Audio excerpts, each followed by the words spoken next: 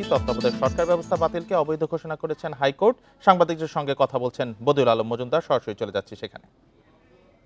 এই সংবিধান সম্পর্কে কোনো রকম সমালোচনা করা, এগুলো হলো কি সেডিশন, সেই রাষ্ট্রদ্রোহিতার অপরাধী যারা, এবং আমি নিজে রাষ্ট্রদ্রোহিতার অপরাধী এবং আরো বহু ব্যক্তিরা, এবং আপনারাও, কারণ আপনারাও এই নিয়ে সোচ্চার হয়েছেন।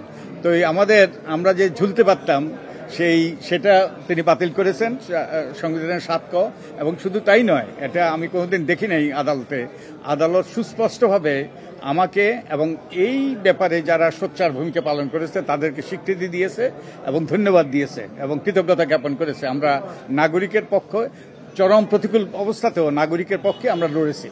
আমরা সত্যের পক্ষে, ন্যায়ের পথে, এবং আমাদের গণতান্ত্রিক ব্যবস্থাকে কার্য করার জন্য আমরা করেছি।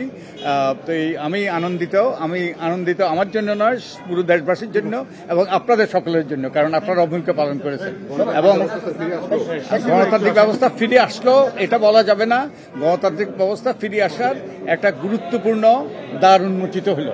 এটা নির্ভর করবে ভবিষ্যতে আমরা কিভাবে আচরণ করি। গণতন্ত্র ফিরে আসা মানে কি? একটা পরিবর্তন, গণতান্ত্রিক উত্তরণ মানে পরিবর্তন।